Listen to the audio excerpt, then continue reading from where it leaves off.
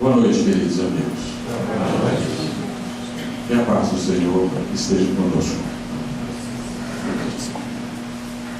É uma alegria grande estar aqui com vocês, aspirando a essas doces emanações que o mundo espiritual nos envia, revendo amigos tão queridos e participando do banquete espiritual a todos nós ofertado nesse instante. Eu me sinto um pouco assim, sem palavras, né, Jô, para me enquadrar nessa apresentação da Jô. Achei que era outra pessoa que eu estava chamando, mas acho que sou eu mesmo, né? De forma que é o coração bondoso dela que nos dá estas qualificações que em absoluto não possuímos. Mas é bom falar do Evangelho. É bom falar de Jesus nesses tempos em que o tecnicismo e a ciência materialista do mundo fez evanescer o doce perfume do céu. Nós, nos agitados dias que vivemos, onde mal temos tempo para cuidar de nós mesmos, não temos participado das coisas do Espírito. Então é justo que as nossas almas sintam-se sedentas, sintam-se carentes da poesia do Evangelho. É por isso que nos alegra imensamente essa doutrina santa que faz-nos recordar o antigo Mestre e seu Evangelho. Uma obra que atravessa os séculos e até hoje, apesar de sobre ela haver depositado-se a poeira dos séculos, ela ainda é atual, sempre será atual. Então vamos hoje conversar um pouco sobre esse Evangelho, numa de suas lições imorredoras, que é o Sermão da Montanha. Sim, vamos retroceder as nossas mentes há 2000 anos, lá na antiga Judéia, no norte do país dos Hebreus, a terra dos Hebreus, junto ao lago chamado Genezaré, ou Tiberíades, assim denominado por Herodes, em homenagem ao Tibério César, nas cercanias de Cafarnaum, distante 115 quilômetros de Jerusalém, subindo, passando pela Samaria, seguindo o Rio Jordão, nós chegamos então nas águas do Genezaré, que assistiram por tantas vezes Jesus caminhar pelas suas praias, a navegar pelas suas águas, os seus apóstolos a atirarem as redes e pescar seus peixes. Sim, dizem que era uma manhã de primavera. Havia chovido naquele dia. A atmosfera límpida e cristalina deixava sobrar-se por doces emanações que nos faziam lembrar os altiplanos celestes. Naquela época, a Judéia era verdejante, não tão ressequida quanto hoje. As temperaturas eram mais amenas, havia mais chuva e, consequentemente, mais verde. Os campos de trigo estendiam-se seus brancos coloridos, dançando suavemente a brisa em seus tintes esbranquecidos. Sim, o trigo daquela época era branco, não dourado como hoje, de forma que nesta época os campos se tingiam de branco. Era uma manhã de primavera. Jesus caminha, seguido pelos seus discípulos e por grande quantidade de transeuntes, de populares, de habitantes das cercanias. Sim, Jesus já atraía as multidões. Então ele caminha, faz uma breve caminhada de 12 quilômetros, chegando até aos montes de Curumhatim, pequenas elevações a sudeste de Cafarnaum. Ali Jesus acomoda-se em uma pedra que se destaca no relevo, senta-se mansamente e dirige o seu olhar profundo para aquela multidão, que então se acomoda na relva. Assentam-se prontos para ouvir o que seria considerado a carta magna da nossa humanidade, o Sermão da Montanha. A constituição que o homem haverá de implantar na terra, nas humanidades do futuro. Ali anotada, sob a inspiração do alto por Mateus, no capítulo 5, nós vamos encontrar registro de ética, de conduta, de comportamento, a fim de orientar a humanidade na aquisição das qualidades superiores do Espírito. O Sermão do Monte começa com as bem-aventuranças. No seu versículo 3, a primeira das bem-aventuranças é justamente o que nos compete hoje, falar sobre ela. Bem-aventurados os humildes, porque deles é o reino de Deus. Algumas traduções dizem: bem-aventurados os pobres de espírito, porque deles é o reino de Deus. E Jesus segue delineando as bem-aventuranças em número de 9, que não nos compete delinear todas elas. Mas nós temos no conjunto das bem-aventuranças a configuração de um ser humano em tudo oposto àquele que nós aprendemos a valorizar.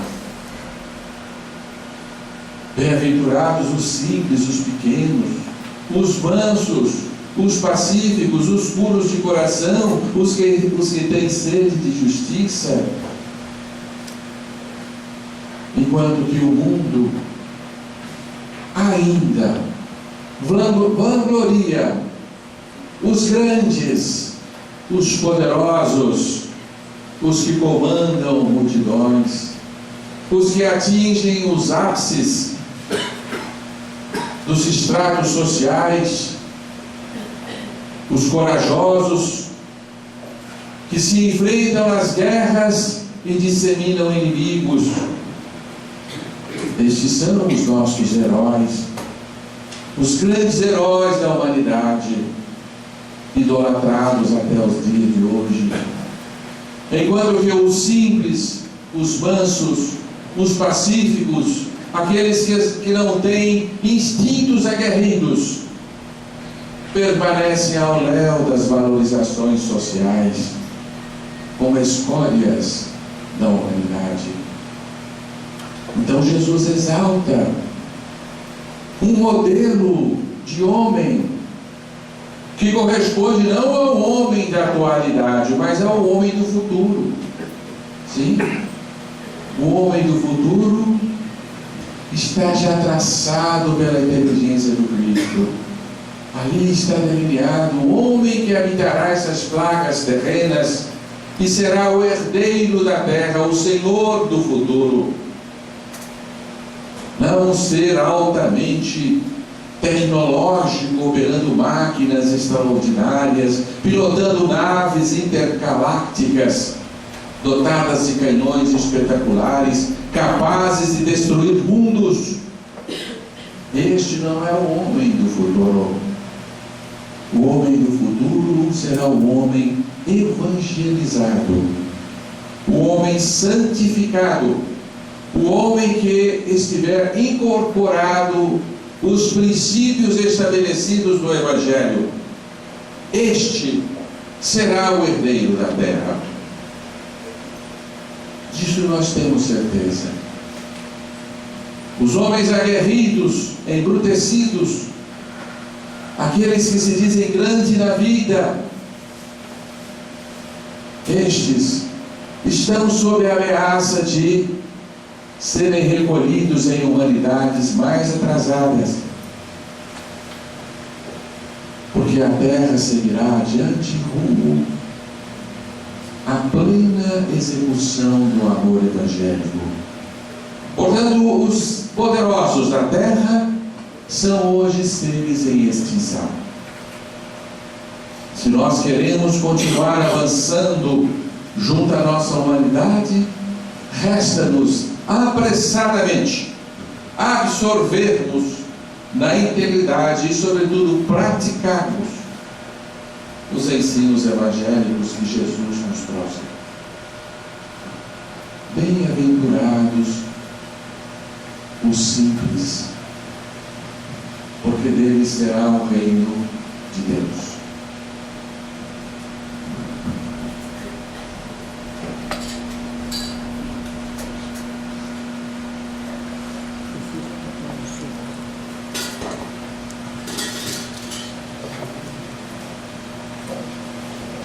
Não pedi para ficar exatamente aqui no culto.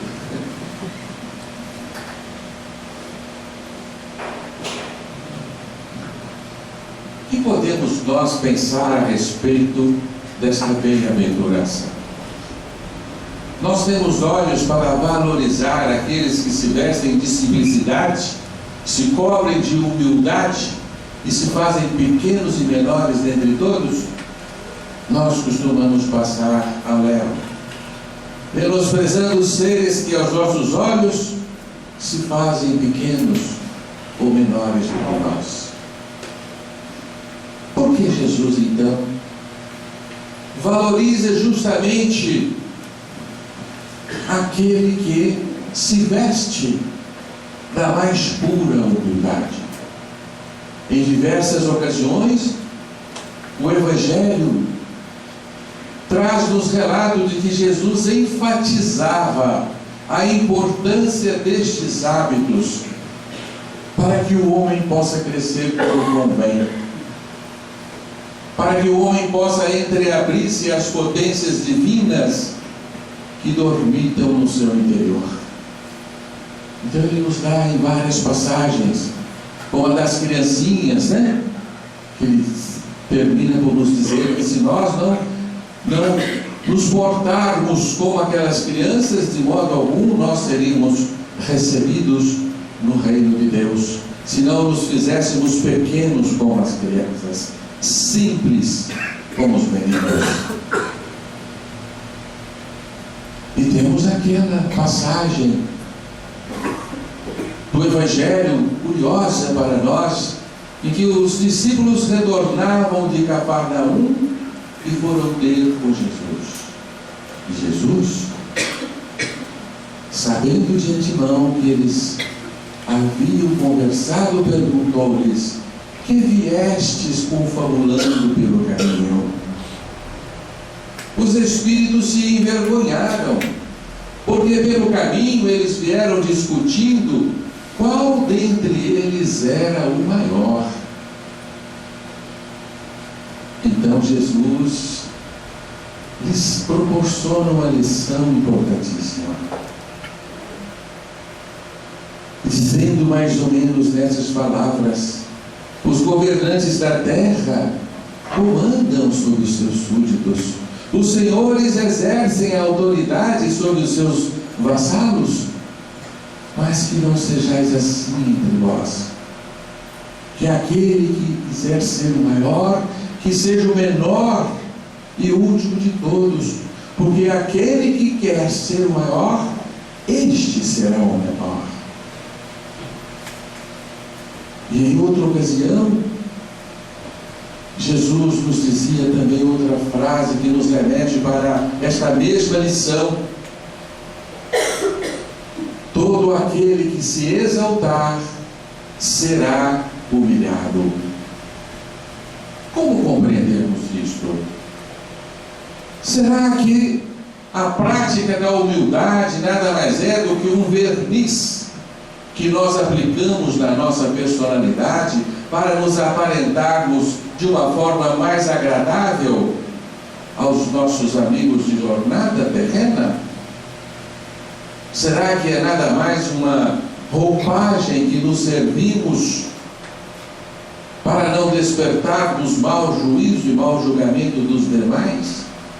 Por que Jesus nos recomendava a humildade e a simplicidade? Porque é bonito e convém? Será somente isto? E que tipo de simplicidade, de humildade é essa que nós devemos praticar para nos enquadrarmos nas bem-aventuranças evangélicas? Então nós vamos fazer com vocês algumas digressões, porque nós estamos na era da inteligência, que o homem precisa se convencer através da razão muitas de suas necessidades a fim de praticá-las, porque já não nos basta mais uma fé cega não raciocinada. Lembrando Kardec, não é? Que fé inabalável só aquela que pode encarar a razão frente a frente em todas as épocas da humanidade. Então vamos fazer algumas elaborações, né, com a intenção de convencê-los de que o oposto da simplicidade e da humildade, ou seja, o orgulho, a vaidade, a cobiça, a ambição, o egoísmo, são antivirtudes completamente inconvenientes à evolução do espírito. Exatamente por quê? Ora, ao observarmos a nossa sociedade, nós nos deparamos com um fato curioso de que aqueles que estão dotados de ambições, aqueles que dão conta de se impor sobre os demais, e são corajosos o bastante para enfrentar a grande luta da vida, estes são os vitoriosos, estes são os aplaudidos pelo mundo. Porque se lançarmos os olhos sobre os homens mais bem-sucedidos que vivem entre nós, nós poderemos reconhecer estas qualidades nele. Enquanto que a simplicidade parece ser um inibidor do potencial humano. Porque nós incentivamos os nossos filhos a estufarem o peito, a fazerem-se grande, a enfrentarem o mundo com autoritarismo e coragem. Nós recomendamos-lhes que não se deixem ser pisoteados pelos demais desde a mais tenra infância, porque isto nos parece sim de muito valor. Se nós formos também em Kardec, na questão 786 do Livro dos Espíritos, nós vamos nos encontrar com uma pergunta também curiosa. Kardec pergunta aos Espíritos: qual o maior obstáculo ao progresso humano? Pensem um pouco, o que vocês responderiam? O acanhamento, a timidez, né? A covardia, a falta de disposição, né? aqueles que são muito simples e muito pequeninos e que nada conquistam na vida. Isso é um obstáculo ao progresso humano. Foi isso justamente que os Espíritos responderam? Vocês vão olhar hoje em casa no Livro dos Espíritos, mas eu sei que vocês estão curiosos.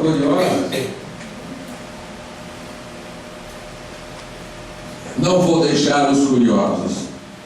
Os Espíritos responderam que o maior obstáculo ao progresso do homem é o orgulho e o egoísmo, que para nós é a força propulsora das personalidades humanas. Que curioso, né? Por quê? Vamos tentar responder essa questão. Então nós vamos ter que conversar um pouco sobre certos fenômenos que nos servem na vida, certos fenômenos que fazem o universo funcionar. Vamos falar um pouquinho das energias. As energias que tudo movem na fenomenologia do universo. As energias que movem o universo, todas elas podem ser entendidas como energias que contraem e energias que se expandem. Vocês sabiam disso? O nosso próprio cosmo, ele é embalado com forças contrativas e forças expansivas desde que ele nasceu.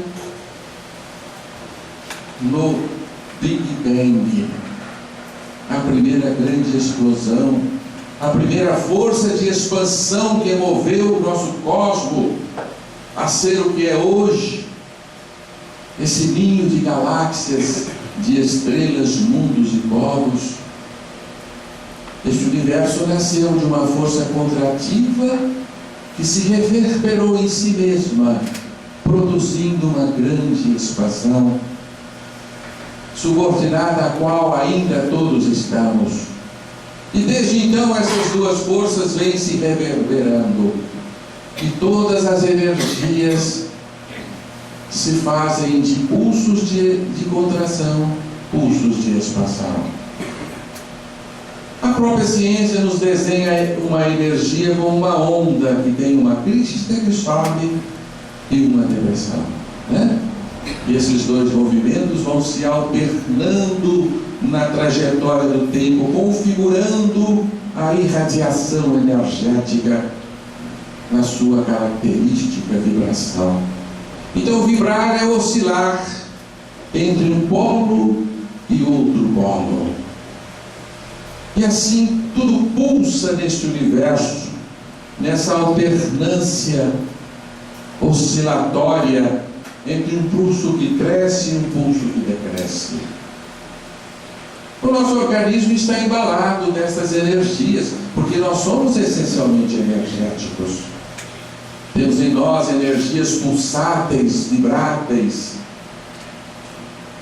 E essas energias, ora predomina sobre elas a expansão, ora predomina a vibração.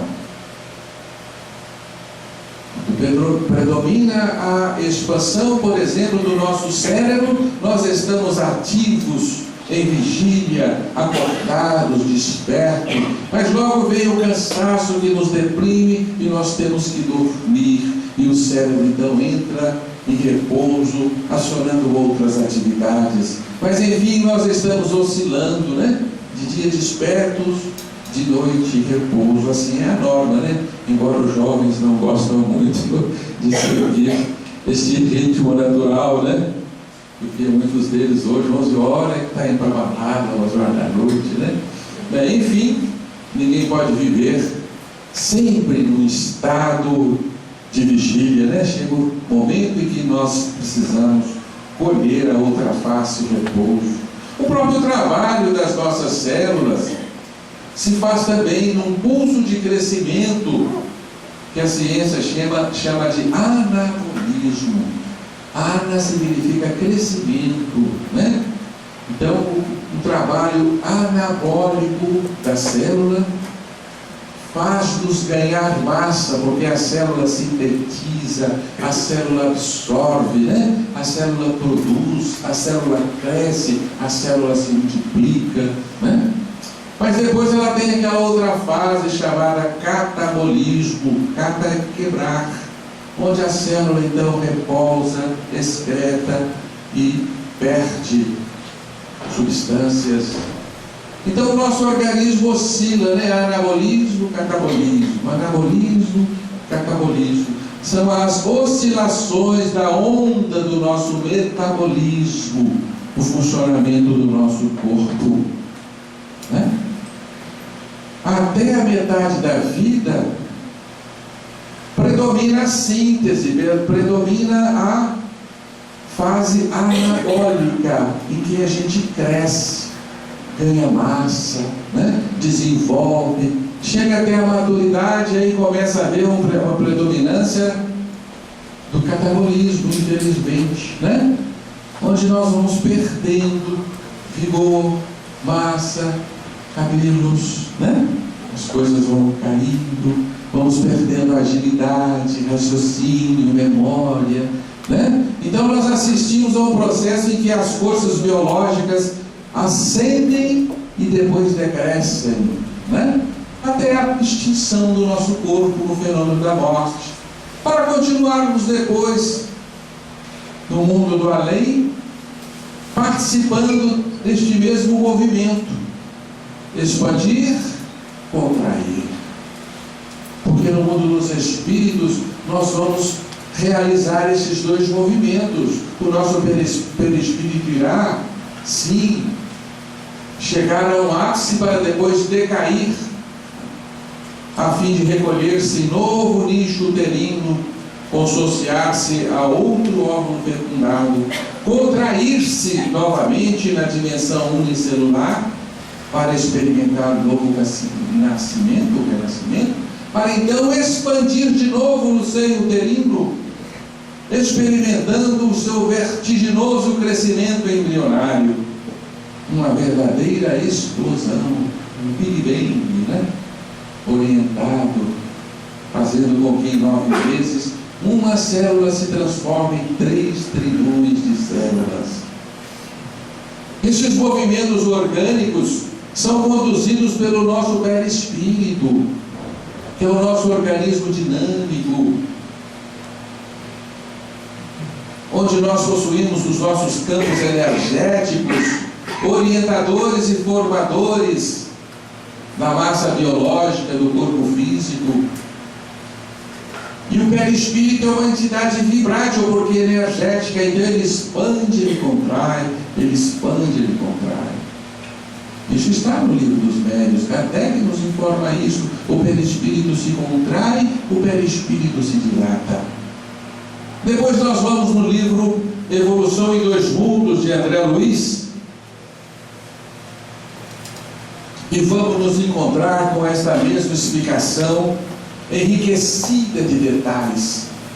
E André Luiz nos diz que o perispírito se contrai violentamente, antecedendo a nossa reencarnação. Ele participa de um movimento chamado miniaturização perispiritual, ou restringimento perispiritual, em que o perispírito se adensa, se concentra, se reduz, para depois sofrer o perispírito nova dilatação. E na dilatação do perispírito, o corpo entra em intenso metabolismo, né? Intenso movimento anabólico, acompanhando então a expansão do perispírito. Então o perispírito ele tem essa movimentação, ele é um organismo pulsátil, né? Acompanhando a grande onda da vida, que nos leva a construir corpos, para destruí-los, para construí-los novamente, né? Na grande onda da vida, que é nascer, crescer, desenvolver, reduzir-se, minguar-se, morrer, né? Para renascer, tornar a crescer, tornar a ir ao ápice, para reduzir-se novamente e assim sucessivamente. Espero que vocês estejam acreditando nisso, né? Que o nosso perispírito tem esta movimentação, que ele não é uma entidade absolutamente estável. Não poderia ser, porque nada neste nosso universo existe dentro dessa estabilidade, né? Tudo obedece a ciclos, assim como a natureza se contrai no inverno para se expandir na primavera, né? Na sua reciclagem também de vida e morte, né? Portanto, nós estamos com André Luiz aprendendo um pouco desta movimentação do nosso perispírito, do nosso segundo corpo, né? Aquele corpo que sobrevive conosco à nossa morte física, porque dentro da doutrina espírita aprendemos que nós somos um espírito, um perispírito e um corpo físico, né? O corpo físico se constrói, se destrói, o perispírito oscila, né, no seu movimento de contração e expansão, mas ele é um corpo indestrutível, que nos acompanha vida após vida, desencarnação pós desencarnação, né? Muito bem, uma vez que nós entendemos essa dinâmica perispiritual, fica fácil nós compreendermos a próxima lição que André Luiz nos traz, quando André Luiz nos explica como que o perispírito adoece.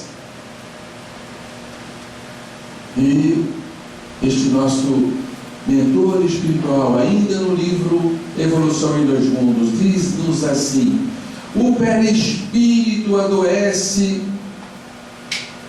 de perturbações hiperdinâmicas correspondentes aos delírios do ego e perturbações hipodinâmicas correspondentes às quedas do espírito.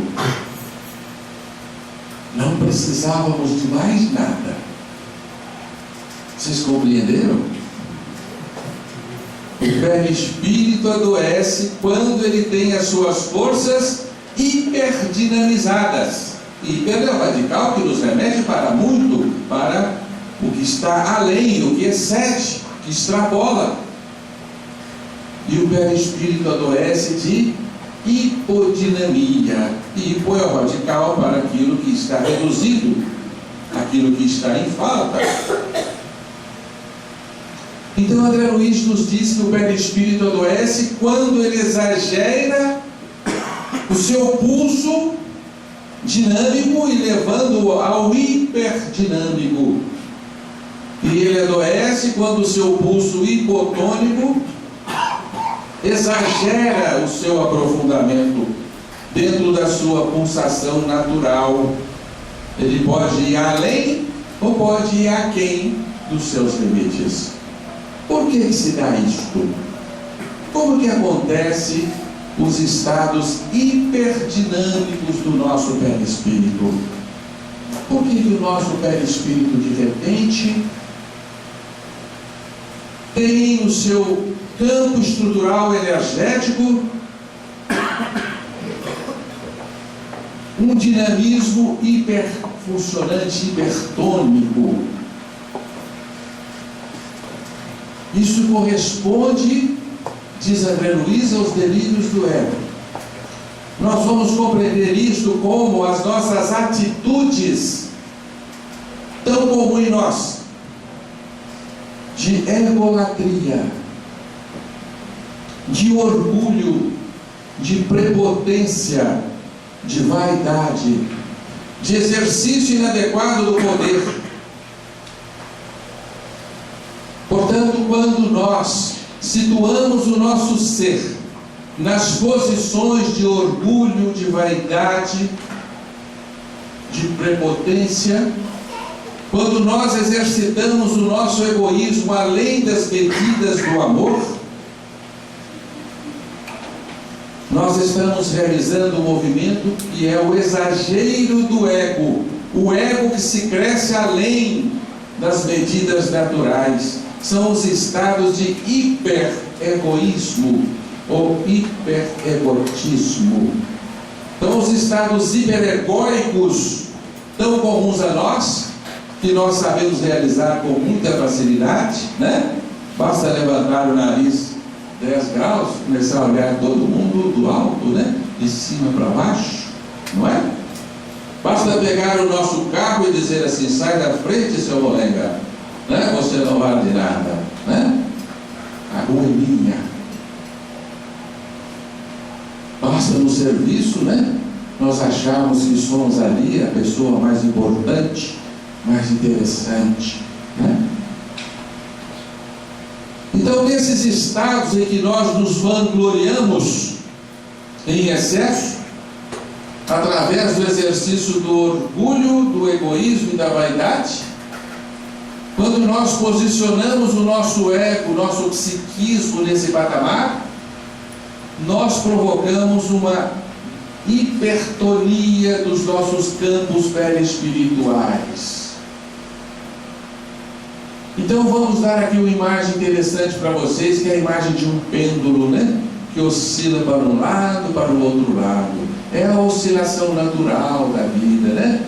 Onde precisamos de um pouquinho mais, depois um pouquinho menos, e assim vamos no nosso equilíbrio desejável, dentro de certos limites naturais da vida. Claro que todos se lembram do pêndulo, né? E o pêndulo tem um princípio de uma lei física que diz o seguinte: se você esticar o pêndulo para um lado e soltar, este pêndulo deverá compensar esse movimento no lado oposto, percorrendo exatamente a mesma distância que subiu para um lado. Ele tem que executar para o outro o movimento, fruto da lei de ação e reação. Uma ação, uma reação igual, de mesma intensidade, porém sentido oposto. Está claro isso? Claro que está. Você não consegue imaginar um pêndulo que você sobe ele para um lado e depois ele para no limite estreito. Ele tem que passar também para o outro lado, né? Para compensar o movimento excedente. Então nós fazemos isso com as nossas energias, as sacrossantas energias que nos servem. Nós hiperdinamizamos as nossas energias espirituais. E vocês poderão estar pensando, mas é bom a gente estar hiperdinamizado, né?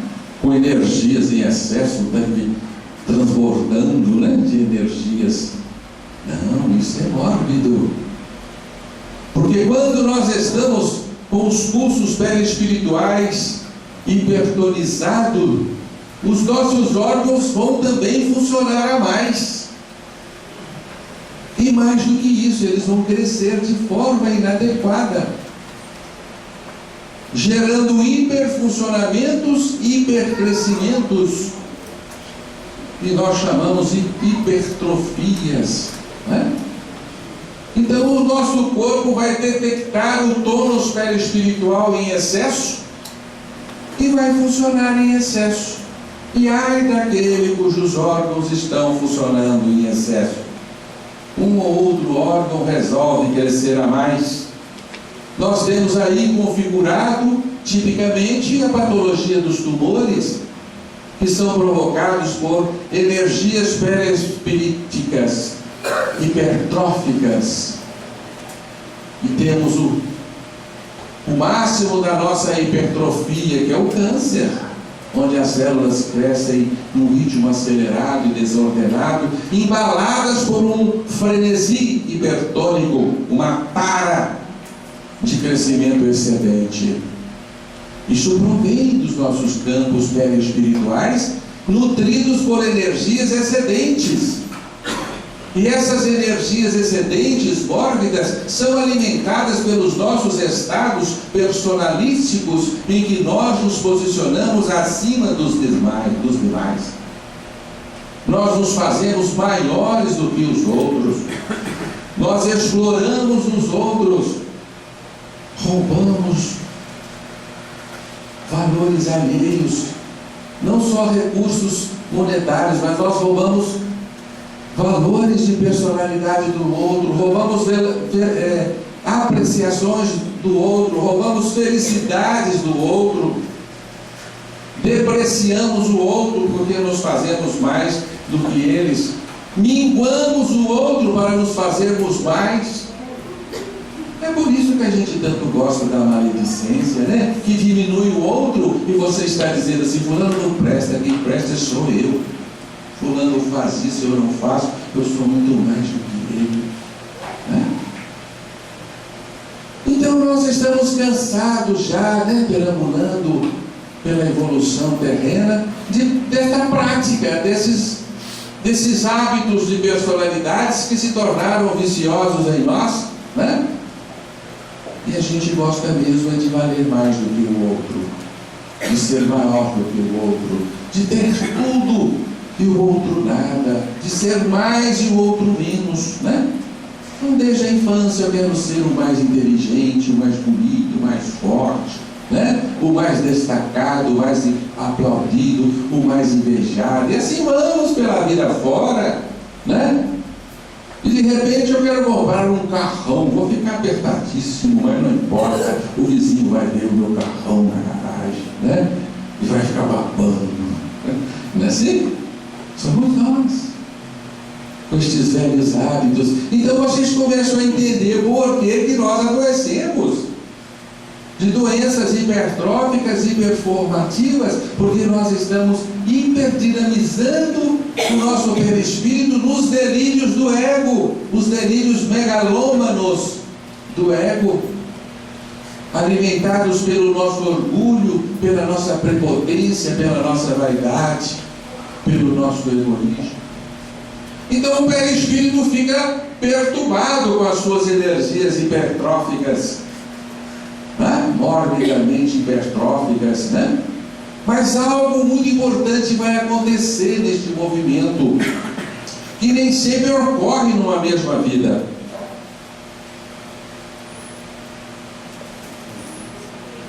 O perispírito hipertrofiou as suas energias, chegou ao seu máximo, e agora o que vai acontecer? É obrigatório o lado oposto correspondente, não é? O pêndulo vai descer, as energias perispirituais vão se contrair e vão parar no limite? Não, vão continuar o movimento contrativo e consequentemente vão trazer a destruição para os veículos de expressão do espírito. O corpo então vai ter acelerado os seus movimentos degenerativos naturais. Ele vai morrer antes da hora, vai degenerar antes da hora. Os órgãos vão se negar a funcionar, vão entrar em hipofuncionamento, hipotrofias, degenerações, testemunhando assim no corpo os graves desequilíbrios empreendidos pelo espírito na sua louca aventura de amar-se a si mais que os outros. Então nós vamos assistir uma destruição em nós mesmos. Mas por vezes estes movimentos de hipertrofia não alcançam o nosso campo físico, alcançam sim o nosso campo psíquico e vão perturbar o funcionamento do nosso cérebro, dos nossos neurônios, que de repente vão se negar a trabalhar como convém, não vão sintetizar neurohormônios, porque estão movidos por um campo hipertrófico, produto de um campo hipertrófico. E que é isso? Que nome nós damos para essa situação em que o nosso ânimo decresce, o nosso psiquismo se evanece e nós nos alimentamos de intenso desânimo e de repente você não se reconhece mais tendo valor algum, o seu ego fica petititinho que você nem enxerga, né? Você perde a estima, a autoestima, não consegue encontrá-la mais. Você não se gosta, não gosta mais da vida e sente uma tristeza profunda que não sabe de onde vem. Você está sentindo em si a reverberação das forças hipertróficas que agora se postam no lado oposto. Porque agora você está no movimento da queda, da contração, como diz André Luiz, na hipodinamia do perispírito. Então o seu corpo se nega a responder, a sua mente se nega a trabalhar. Você agora é um deprimido. O mundo vai te taxar assim. E você não quer sair mais de casa, você não tem energia para trabalhar, nem ânimo e disposição para sair da cama. E por quê? A ciência vem e diz: o seu cérebro está funcionando muito bem, você é vítima dos seus neurônios. Nós dizemos: não, você é vítima de si mesmo. Você está colhendo exatamente aquilo que semeou. Você se hipertrofiou, agora você é um ser humano hipotrofiado, né? No psiquismo, no ego, na autovalorização. Você agora é um humilhado, porque no primeiro instante você se exaltou, e agora as energias te humilham. As suas próprias energias te fazem humilhar, e você já não pode fazer mais nada. Pronto, todo o seu potencial humano está nesse instante deteriorado. Você não é capaz mais de realizar trabalho evolutivo em prol de si mesmo ou do mundo em que vive. O seu potencial humano está inibido. Por quê? Porque houve no início uma exaltação. Por isso os Espíritos responderam que o maior obstáculo ao progresso é a exaltação do ego, é postar-se acima dos demais na prática do orgulho e do egoísmo. Por isso, exatamente porque você vai ter que colher o lado oposto, é que isso representa um obstáculo maior à sua caminhada, porque você vai ser um ser inibido de valores. E assim a gente compreende agora que a lição de Jesus não é um mero lustre para os nossos espíritos em absoluto. É uma recomendação de saúde, de equilíbrio, de paz interior, de realização da forma como convém e de um crescimento adequado. Aquele crescimento que não se baseia na exploração do outro, na sofreguidão do outro, na tristeza do outro, na exploração do outro. Por isso, bem-aventurado aquele que não é grande aos nossos olhos, aquele que não é o Senhor dos domínios, e que não está nas camadas superiores da sociedade, porque subiu sobre as cabeças alheias. Não estou dizendo daqueles que conquistam valores próprios, motivados naturalmente pelos seus méritos, né? Não estamos dizendo assim, mas aquele que explora e inibe o potencial do outro para subir. Este está deprimindo o outro para se elevar, e no momento seguinte ele que vai ser o próprio deprimido. Portanto, bem-aventurado aquele que sabe viver na simplicidade, aquele que sabe ser cometido, aquele que valoriza a si mesmo como o próximo e valoriza o próximo como a si mesmo, aquele que sabe igualar-se a todos que compartilham com ele a vida. Este é o bem-aventurado, porque este permanecerá no equilíbrio e na saúde máxima, tanto orgânica quanto psíquica, e não estará sujeito a esses embalos hipertrófico e hipotrófico a que André Luiz se refere. Ficou claro isso? Vocês entenderam essa lição? Vocês estão convencidos de que isso é verdade? Muitos dizem assim: eu sou deprimido desde que nasci, nunca fui um prepotente, um orgulhoso. Nós temos que lançar os olhos nas outras existências que nós vivemos. E aí sim, nós estivemos numa posição invertida, numa posição de intenso orgulho. Então, assim, a primeira das bem-aventuranças que Jesus nos trouxe tem o nosso aval, como regra de saúde, como medicamento para as nossas almas, para que possamos vivenciar conquistas verdadeiras e alegrias reais. Sigamos então a bem-aventurança, a primeira, né? Para que a realização do reino de Deus se dê em nós e possamos despertar em nós os potenciais divinos que dormitam na nossa alma, aguardando a educação dos nossos espíritos na prática genuína do amor, para se desabrocharem e fazê-los grandes e poderosos, como convém aos seres angelicais, que são grandes no poder, mas também são grandiosos no amor. É assim que nos convém crescer. Vocês sabem exatamente por quê o oceano é tão poderoso, tão majestoso, tão imenso. Alguém já parou para perguntar-se por que o oceano é dotado desse poder imenso? Porque ele sabe colocar-se alguns centímetros abaixo de todos os rios da terra. Paz, alegria a todos nós.